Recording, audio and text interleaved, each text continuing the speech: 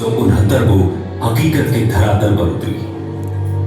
जितना रोचक इसकी स्थापना का प्रसंग है, उतना ही इसकी शुरुआत की कहानी दिलचस्प। इन तस्वीरों को देखिए।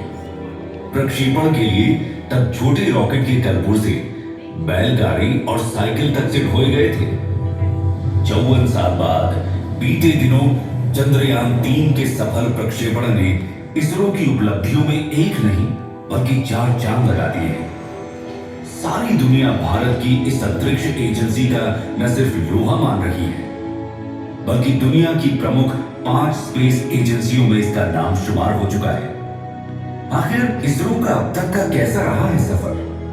कितनी चुनौतियों का सामना कर वो आज इस मंजिल तक पहुंची है? चलिए डालते हैं एक नजर उसकी अब तक की यात्रा पर। भारतीय अंतरिक्ष अनुसंधान आज जिस मुकाम पर है, इसके पीछे एक गहरा इतिहास छुपा हुआ है। इसरो एक ऐसा नाम है जिसकी शुरुआत 1920 के दशक में ही हो गई थी।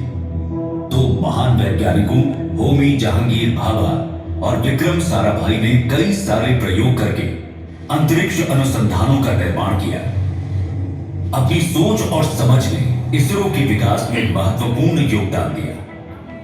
सन 1969 में इस अंतरिक्ष अनुसंधान संगठन को ही तत्कालीन रूप से इसरो का नाम दे दिया गया।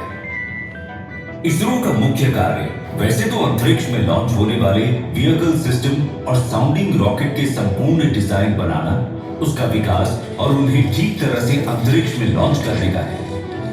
लेकिन इसरो समय समय पर संचार उपग्रहों को भी डिजाइन कर उन्हें अंतरिक्ष में भेजता रहा है।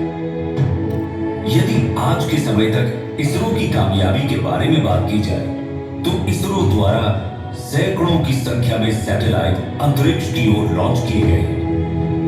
इसरो ने केवल भारत के लिए ही यान लॉन्च नहीं किए, बल्कि इनमें से अधिकतर यान विदेशों के लिए लॉन्च किए गए हैं।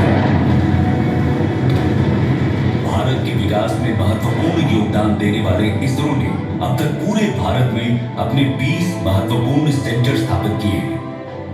भारत के विभिन्न राज्यों में विभिन्न उद्देश्यों से अलग अलग भारतीय अनुसंधान के केंद्र बनाए गए हैं।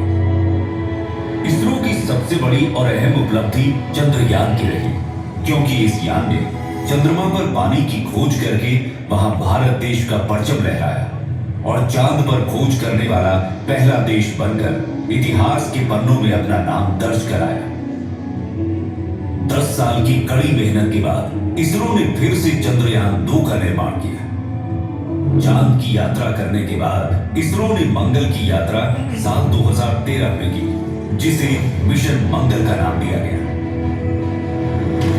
2017 में भी एक ऐतिहासिक क्षण तब आया जब इसरो ने फरवरी महीने में एक ही मिशन पर 104 उपग्रहों को सफलतापूर्वक लॉन्च कर कीर्तिमान रच दिया था।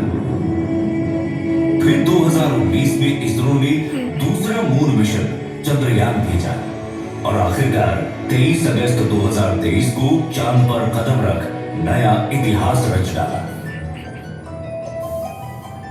भारत आज चंद्रमा के दक्षिणी ध्रुव तक पहुंचने में अग्रणी देश बन चुका है और इसका श्रेय जाता है इसरो को।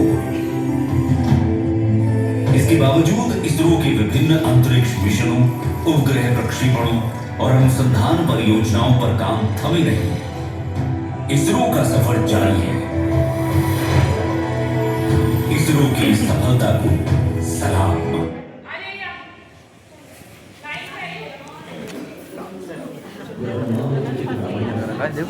जगत